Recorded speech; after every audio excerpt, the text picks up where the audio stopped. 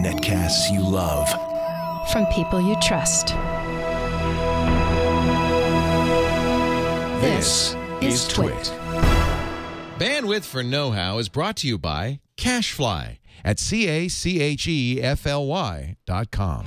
This episode of Know-How is brought to you by Hulu Plus. Hulu Plus lets you binge on thousands of hit shows anytime, anywhere, on your TV, PC, smartphone, or tablet. Visit huluplus.com/twit to start your free 2-week trial. That's huluplus.com/twit. And by lynda.com. Learn what you want when you want with access to over 2,000 high-quality online courses and training videos, all for one low monthly price. To try it free for 7 days, visit lynda.com/knowhow. That's LYNDA.com/knowhow. Today, you'll know how to pick a podcasting camera and then how to get a Raspberry Pi fully contained in a NES.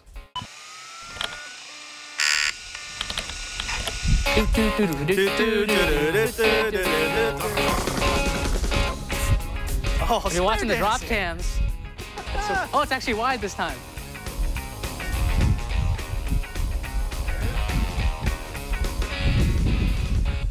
Hey, welcome to Know How.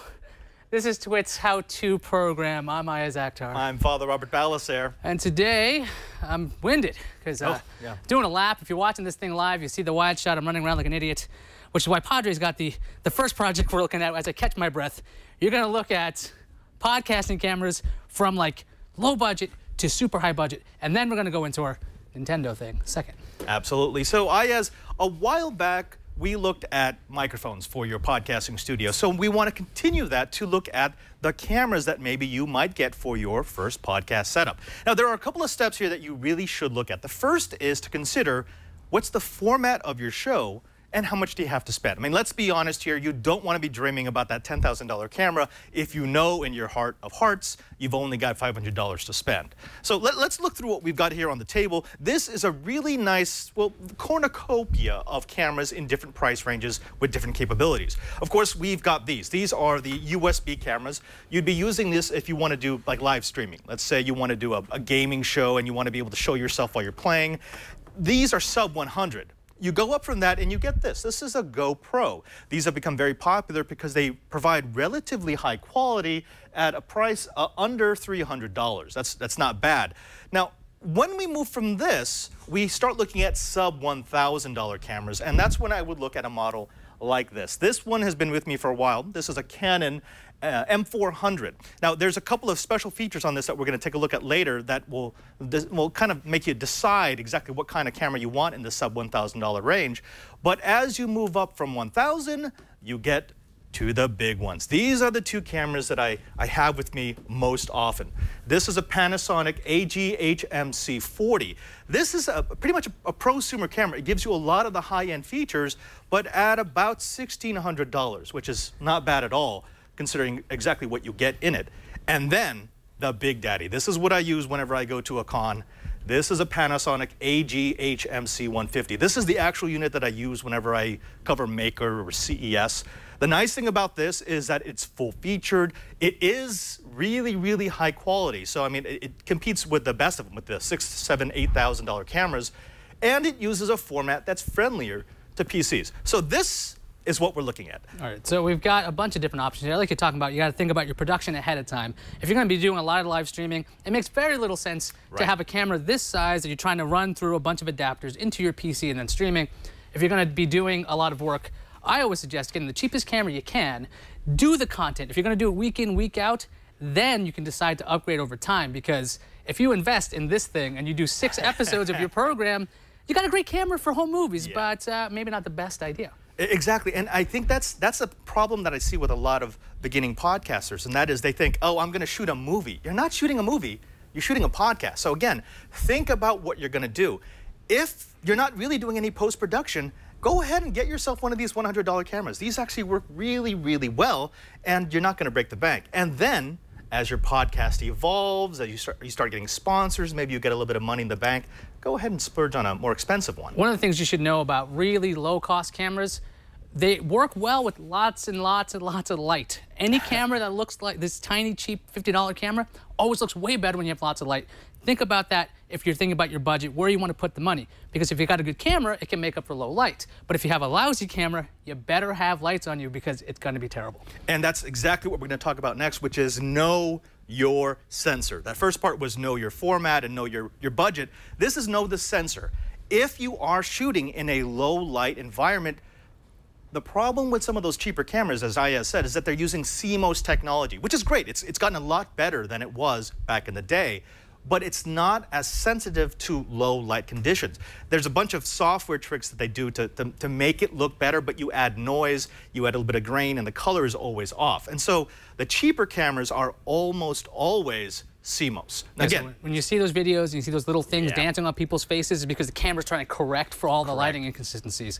So again, back to the lighting, but that's why you want to keep moving along. Right, and that's why, look, if we look at the lineup of cameras, these are typically CMOS sensors. Then you go to the GoPro, which is a nicer CMOS sensor. Then you go to the $1,000 camera, which is typically a full frame CMOS sensor. So it's bigger, but it's still CMOS.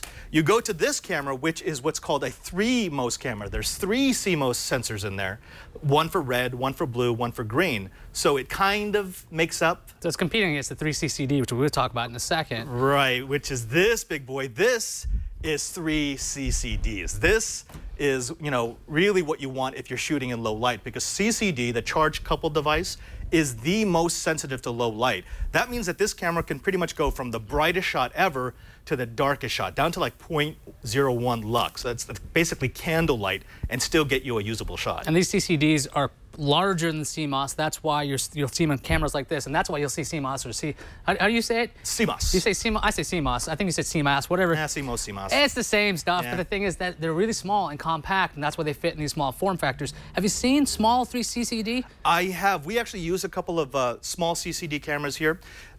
They work well, but they still tend to be expensive. So large CCD camera, large format CCD or small format, they tend to be expensive. Yeah. So these cameras, though, if you want good video, you can have great video. Video's fantastic, but if your audio is crap, people don't watch you, because if they just hear, if you sound like a drive-through, it ain't gonna work, or if you have that room echo, it's a real problem. What do we do with audio? Yeah, audio. Thank you for bringing us to that, because again, like so many videos on YouTube may have a decent camera, like especially the GoPros. They have decent cameras coming out of these little GoPros, but the audio is horrible because they're recording on the internal mic. Don't do that. Please don't do that. That means you're gonna need a camera that has an audio input. Here we have on the overhead shot, showing you the Canon, the sub 1000 camera. The reason why I picked this one instead of the others is because it has a little 3.5mm jack here, which allows me to plug in an external audio source. Very important, because you want to be able to take that lav and actually put it on someone's shirt, or have the handheld mic that you jam into someone's face. Now that there, though, uses a mini jack, not an XLR. XLR has usually better audio quality. Right. But you can get adapters. I think Beach Tech sells a bunch where you have a little mini jack to XLR adapter. You can attach it to that, and you can actually have much higher quality audio than you'd expect from a mini jack. Right. And so, like, for example, with the more expensive, the 3 CMOS, the 3MOS cameras from Panasonic, again, this is the AG HMC 150, HMC 40. This also has a 3.5mm jack, but it has a breakout that goes right up here that gives you the XLR. Once you go up to the higher end camera, again, here's my beautiful HMC 150, it actually has the XLR connectors integrated. And as you mentioned, it's higher quality because it's balanced, which means you're not gonna have to worry about a lot of interference. It typically it's the best quality that you're gonna get on a camera. And this is the reason why I don't go with a DSLR. I like having my audio integrated into the camera. I don't wanna have to sync it later on. It's right on the track. Yeah, one of the things with mini jacks, if you're going to use adapters, what happens is the more adapters you have, the worse your audio will get. You'll get more hits, you'll get more problems. So when they have it all built into one device, it's a lot easier. If you're going to use adapters, by the way, make sure they're as short as possible. I've always found an issue when you want to use a long run, a long adapter. You coil it up, bad idea. If you have a long run of mini jack wire instead of using an XLR cable, that will cause an issue. So if you're going to use an adapter with something like, actually your smaller device here, your little Canon, do yourself a favor, make sure you get small adapters, short runs, and then go along with XLR. Right. Here's a few other things that you should consider. I'd like the size of the camera to be considered because, look, this may take pretty good pictures. I mean, this is actually not a bad camera, especially if you hook up an external audio jack device to it. But Walk into a booth at CES with this. You're not going to get a whole lot of respect. They think that you're just the little blogger, or you're the guy who just wants to take photos. Now walk into that same booth with one of these, and it's instant attention. They automatically think that you know what you're doing. They automatically think that you're representing a large outlet. So there's something to be said about having a camera that looks more professional. I think you found a new niche kind of device, a case for these things to make them look larger. I think we should work on that as another know-how. I like that. How to build a case to make this look like a serious thing. Because back when I was a one-man blogging unit, I had the ridiculous-looking cameras. I had these little silly things. But if you can get quality content, if it's lit well, its audio is really good, and you have it turned up to the highest quality video, which we'll talk about in a second, people, when they watched at the end, they're like, hey, that looks really good. It's about the actual production part. What can we do? What can we expect when it comes to video quality from these different devices? Right. So, of course, as you go up in price, you're going to go up in video quality. Now, I think the biggest thing that's going to differentiate is the AVC-HD codec that it's using. All of these prosumer cameras are using AVC-HD, which allows me to put high-quality HD video onto an SDHC card. This is a Class 10. Now, this is nice because it's small, and AVC-HD compresses a lot, so it doesn't use up that much space. In fact, on one of these devices, on this big device, I can get, 4 hours of footage on a 32 gigabyte card. That's at the maximum resolution. But a lot of people like P2, and we actually have some P2 devices here in the studio. The difference is P2 is crazy fast, but it's also crazy expensive. It uses that DVC Pro codec, not as compressed, which makes it easier for people using Macs to read. But at the same time, whereas a 32 gigabyte SDHC card might cost you 15 to 20 bucks, a 32 gigabyte P2 card is going to cost you 300. That's why I've actually seen SDHC to P2 converters. So if you want to lower your cost, that's an option. I found them to be quite good, actually. So if you want to try that out, that's another way to go. But we're talking about, what about bit rates when we're talking about AVC HD? Because in the old days, when I first got my first Canon with using SDHC, because it was right after my DV tapes, it was like 17 megabits per second. It topped out then, and that just isn't as good as something like this. Right. So this will actually go all the way down from 10 megabits per second, if you really want to save space, up to about 26 megabits per second. So the higher the bit rate, the more data it's going to capture, the better it's going to look. Now, let's do the corollary, and I want this to be the last point, and that is you need to consider what platform you're using to edit. If you're using Adobe Premiere on a Windows box, any of these cameras are going to work great for you. A little bit of a warning if you're using Apple, because if you're using Apple, AVC-HD isn't quite natively supported. You can ProRes it, but then it becomes a huge file. It's a pain in the butt. So just know that. That's something to know before you plunk down a lot of money for your camera. Check out the reviews. Make sure that the people using your platform are comfortable with it. Yeah, I've used AVC HD into Final Cut. Yeah. I'm going to be moving to another platform soon. But the thing is, with Final Cut, you do have to do the conversion, make it something that Final Cut can really work with. But it's where are you going to spend the money? You're going to spend it on the camera, or are you going to spend it on the hard drive space? So there's always a compromise, and don't forget the added time of waiting for something to convert. It's really, really something to be aware of. I think that to close it up, Ayaz, is to say you've got options. I think you really should break it down into this: sub 100, sub 300, sub 1,000, sub 200, sub 2,000, sub 3,000. Pick something that's familiar with you, pick something that's going to work for the way you edit, and that's going to be your podcasting camera, at least for the foreseeable future. Well, let's take a break and thank our new sponsor on Know-How, Hulu Plus. So, Padre, if you wouldn't mind just showing off Hulu Plus on my iPad right here. Yes, I would. I'll talk a little bit about Hulu Plus. Now, you've probably heard of Hulu.com at this point, but now with Hulu Plus, you can watch your favorite shows anytime, anywhere, and they've got a selection of thousands of hit TV shows and a selection of quality movies on your TV or on the go with your smartphone or tablet. Right now, we're showing it on my iPad. One of the cool things about Hulu Plus, when you start watching a show on your iPad, you can get home to your Apple TV and it'll resume at that same point where you left off. With Hulu Plus, you can watch your favorite TV shows like The Daily Show. I watch The Daily Show with this all the time. Bob's Burgers, I'm a big fan of that. Modern Family. And everything is streamed in HD. So you're not just getting some like lousy video quality. HD 720p quality video. They also have some exclusive content, so you can check out Hulu originals like The Awesomes, starring SNL's Seth Meyers, and Moon Boy, starring Chris O'Dowd. You might know him better as Roy from the IT Crowd. That's an original series on Hulu. And Hulu Plus has a great selection of acclaimed films, like the Criterion Collection. Lots of awesome movies there. For only $7.99 a month, you can stream as many TV shows and movies as you want, wherever you want. Now, I use Hulu Plus at home. I really love the idea that I never need to know when a show is on. It's always recorded. It's always there. It's like having a crazy, huge cloud DVR. Big fan of that. Right now, you can try out Hulu Plus free for 2 weeks when you go to huluplus.com/twit. And that's a special offer for our audience. Make sure you use huluplus.com/twit so you get the extended free trial and they know we sent you. We thank Hulu Plus for their support of Twit, and we hope you enjoy watching instantly with Hulu Plus. And I've got my iPad. Ooh. They've also got Agents of S.H.I.E.L.D. No. Yeah, so I can watch that stuff I haven't in watched HD. any of that yet. They tell me I got to do it. You can watch it in HD right now. Maybe we shouldn't do that right now. No, let's wait till after. Okay. All right. Let's take a look at a quick tip. I just received an email from John in Los Angeles who writes, Ayaz and Padre, I just received an invite to be part of a new podcast in Los Angeles. I have a Windows notebook with a decent setup, including a Logitech USB camera, an Audio-Technica 2020 USB microphone, a lighting kit, and a few backdrops. However, I don't like how I look in Skype. Any tips for how I can look more natural when talking to a computer screen without buying more equipment? Well, John, that's a perfect topic for a quick tip.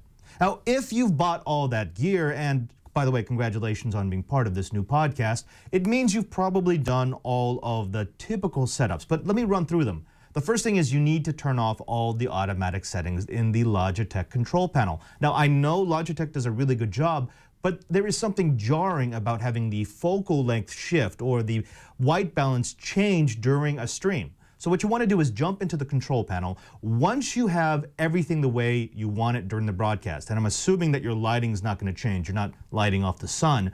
Go ahead and turn off the auto light, the auto focus, the auto right, basically anything that will automatically change the settings in the camera. Those are great when you're just trying to FaceTime with someone, when you're trying to Skype to a friend, but on a broadcast, it's not cool to have those parameters shifting during the live broadcast. But you're a pro, so you probably already knew that. Here's something you may not know, and that is you need to position the camera properly. Most of us, when we have a webcam, like this is a Logitech 920, we put it up on the top of the monitor or down at the bottom.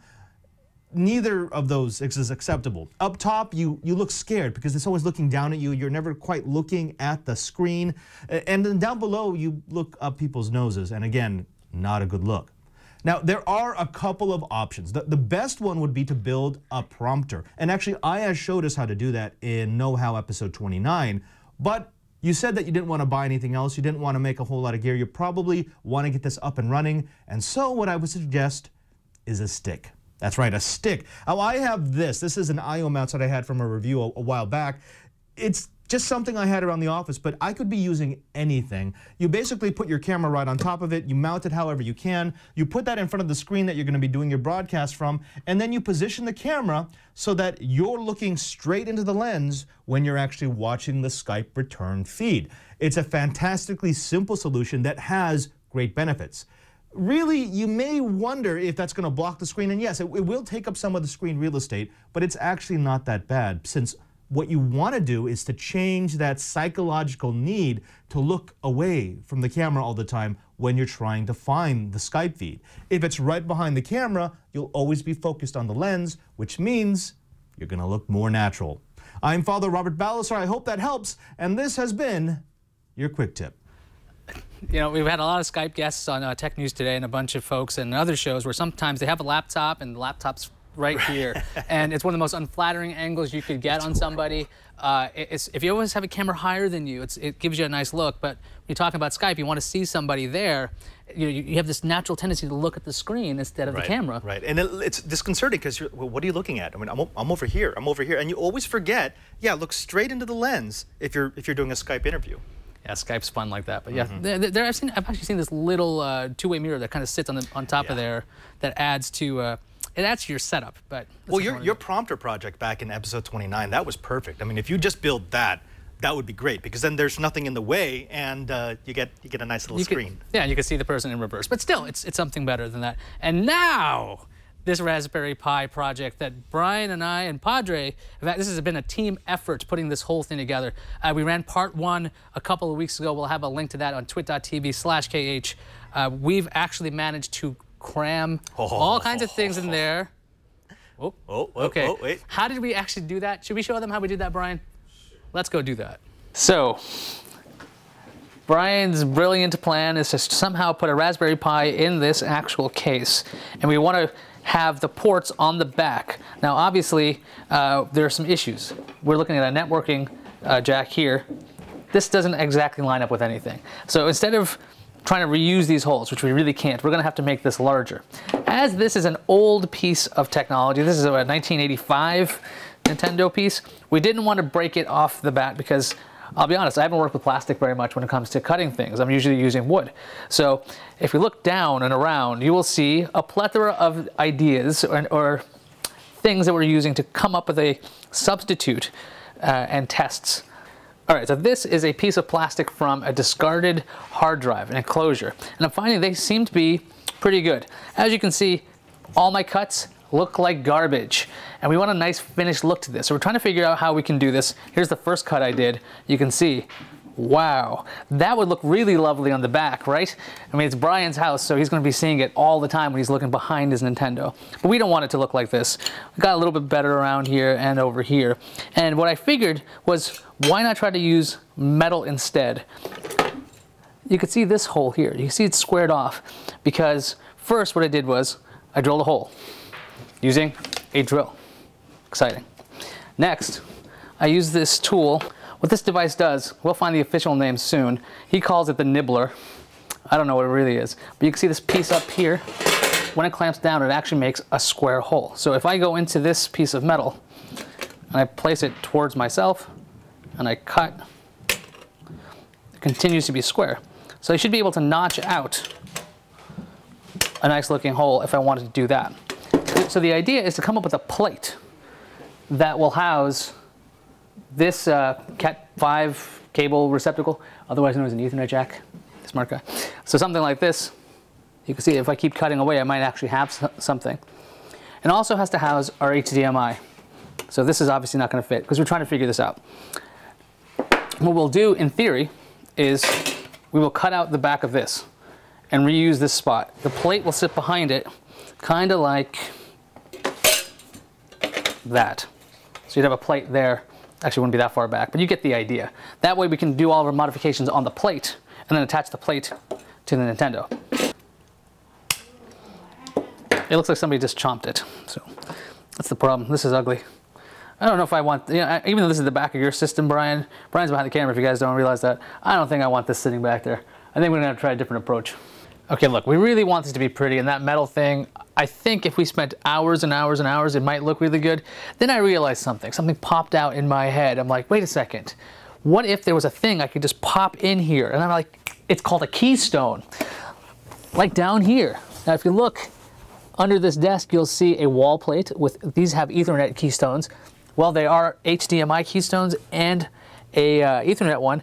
What we're gonna do is get a wall plate, a couple of keystones, trim that wall plate down so we can fit it in here. We're still gonna have to take a piece of plastic off, but it'll give us a nice, clean, finished look when we actually put this together.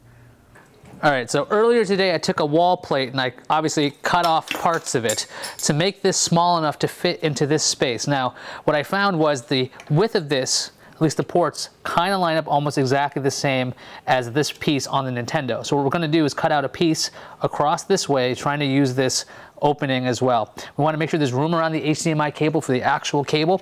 Also, there's going to be a networking port right here. We'll show you that in a minute. But what I want to do next is cut this piece out, and hopefully this will line up nicely. And shall we go ahead and sacrifice the Nintendo? First goggles, though, before I start cutting into it, because I don't want flying pieces of plastic.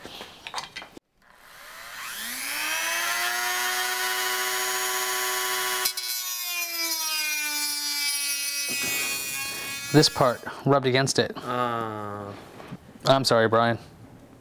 All right, so I've marred the surface here. Turns out that when I was using the Dremel tool, the actual collar of the device brushed up against the back of the Nintendo, making it a big, horrible gouge. I apologize, Brian, for your device, but I'm going to try to make this nice and neat to make it up to you. I don't know how to fix that, so sorry about it. This is how we learn. We only have one of these Nintendos.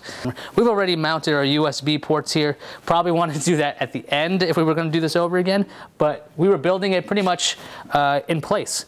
So the fact that it worked and we wanted to keep testing it means that the order might not have been exactly the correct way to go, but it's working.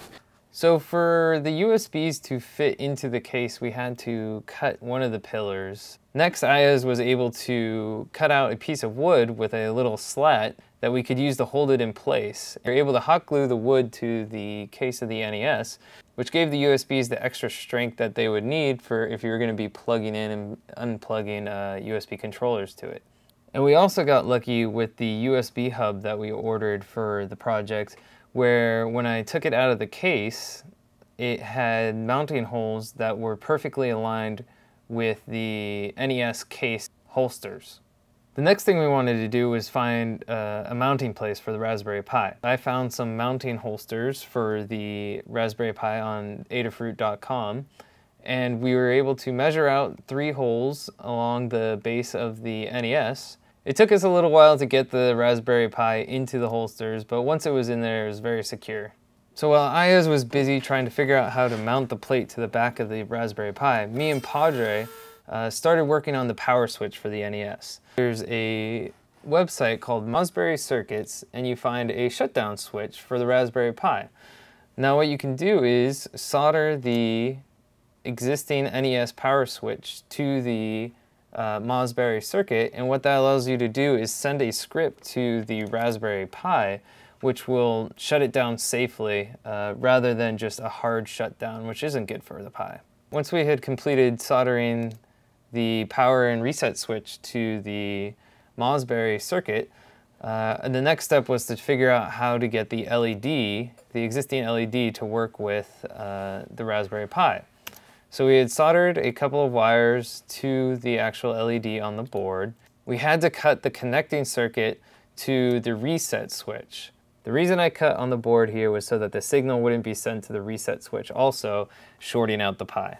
And also when we had first tried plugging in the Nintendo LED, it was yellow instead of red. So that meant that it was actually getting too much power from the Raspberry Pi, and we put a resistor in the line and connected it to the LED, which then fixed the problem and gave us the red light that we were hoping for. Now that we've got the hole in the NES, what we want to do is modify the wall plate. We have this extension cord for our USB hub, and what we're going to do is have this part of it sticking out the back next to the HDMI. It's going to be seated right in the middle of our HDMI and our soon-to-be networking ports. I've got a drill bit here. I'm also going to do a bit of countersinking, so this can be as flush as possible with the actual wall plate, and we'll work with our power adapter. It's almost like I know what I'm talking about, but I don't. Somewhere right around there. That's about right. And if it's screwed up, I mean, it's just Brian's anyway, right? Like, what's he gonna do?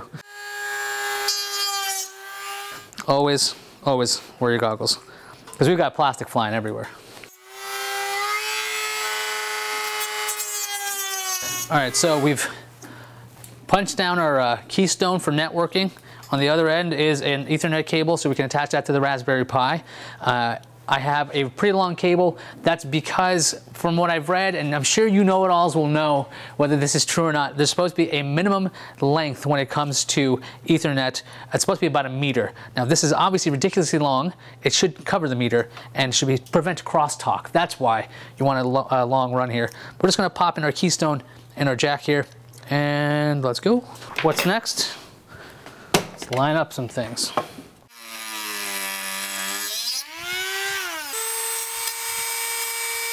Now, last we left off, we had our wall plate. This was hours ago. I wish there was a clock behind me so you could see how many hours it's been.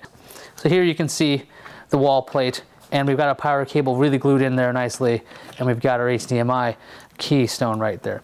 There were issues with it. Hot glue was not going to hold that plate enough, and if you look right now, you're like, what the heck just happened? We've had to use screws because I marred the case. Brian gave me the go-ahead to get some screws into this so we could affix the wall plate. But there was an issue. As we would push HDMI cables or a Cat5 cable, what would happen is the wall plate would move up. So what do? I went with wood because I found some wood around here, screwed it down, and what it does is it provides enough downward pressure. So every time I push, it moved up. We want to stop that. We'll put this back on. And I think Brian's going to put the rest of this back together because apart from this, I think the only thing left, the easy part, is putting it all back together, like putting the Raspberry Pi on its standoffs, hooking up the HDMI, and all that other fun stuff. That's coming up next.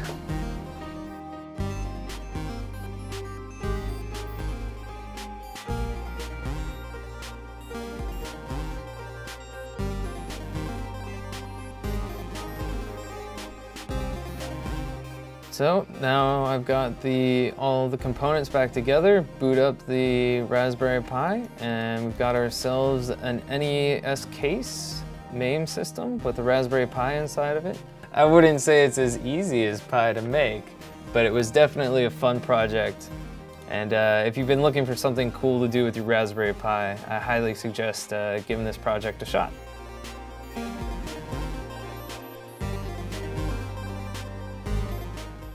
Now you can tell Brian did a lot of work on this project as well. He put that piece together, a lot of editing, so he was loopy to the point where he made a terrible Pi pun, but we love him anyway. What we're gonna do for the back, I owe him something to make this clean. I'm gonna add a little plaque made by Know-How on a date, so that way I can cover up that gouge.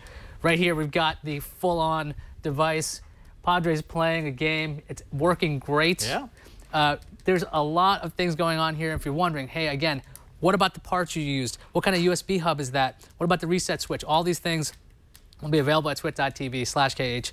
Full show notes. Best show notes in the industry. That for the show. Anyway, Yeah. we're the ones who do it.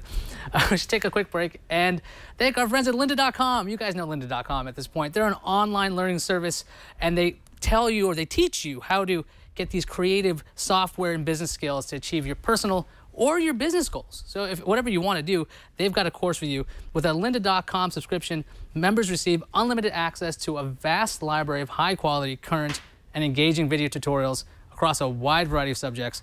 So they've got lots of things. So if you want to mess with your hobbies, you know, a lot of that video was shot with the DSLR of the Nintendo Raspberry Pi. So if you want to know how to shoot video with that, they've got courses for that. If you want to figure out how to make your own web apps or do a CSS or other Raspberry Pi projects, they've got that at lynda.com. And myself, as I've mentioned before, I used to be a Final Cut Pro guy, and I'm trying to make the transition over to Premiere. So I've been taking their Premiere for Final Cut Pro users. It also helps with people who are avid users. So moving over to Premiere is what I'm learning to do. Tons and tons of information there. Playlists. I can skip around. If I kind of know how to do something, I can jump.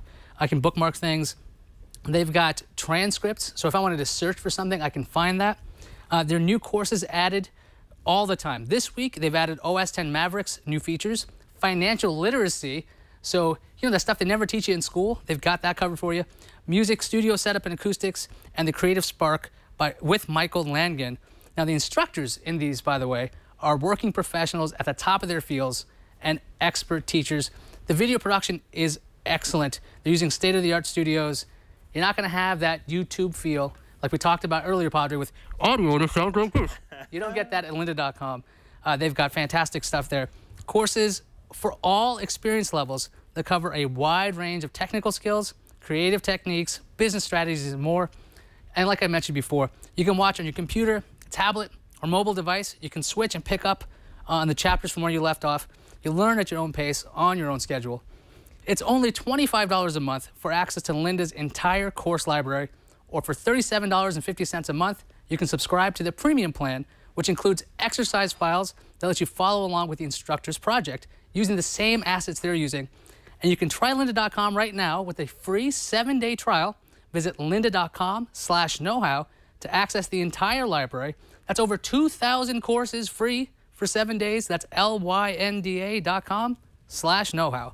And we thank lynda.com for their support of Know-How.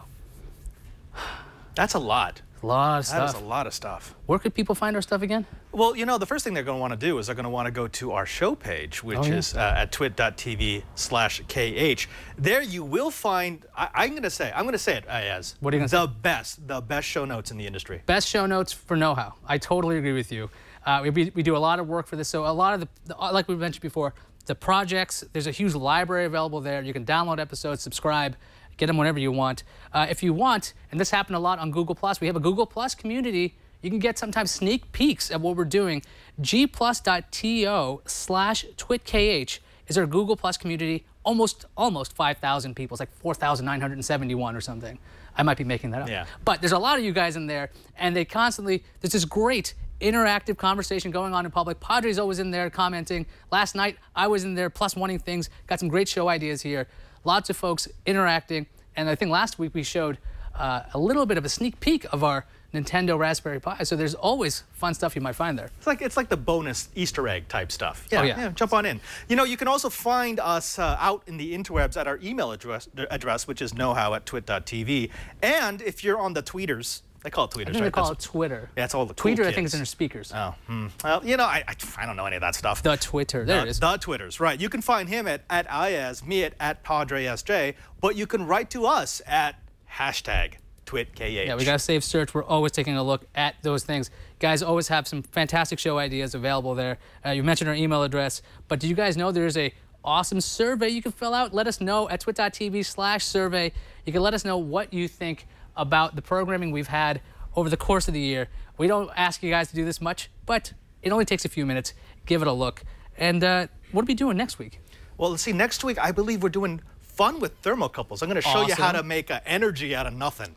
And then once you have that energy, I'm going to show you how to organize your media center collection, because I have a lot of DVDs that I need to work on, and it's going to be fun. I know I have that like dread, but when I did it, I didn't have the guide you guys will have next week. Also, if you guys are watching this live or sometime before the 15th, Know How's up for an award, and so is a lot of Twitch shows are actually at podcastawards.com. We're up for Best Produced. A ton of Twitch shows are nominated. Vote every day. But we're the only Twitch show in the Best Produced category, so vote every day for Know How. Every day. No, seriously. As much as you can. As much as you can. We would love that. Please. But yeah, anyway, so I think that pretty much does it for us. I think so. I think we're done. And now that you know how to do all this stuff, you know, you could actually set up your own Raspberry Pi and then make a podcast on it based on today's episode. Whoa. Go do it. It's meta.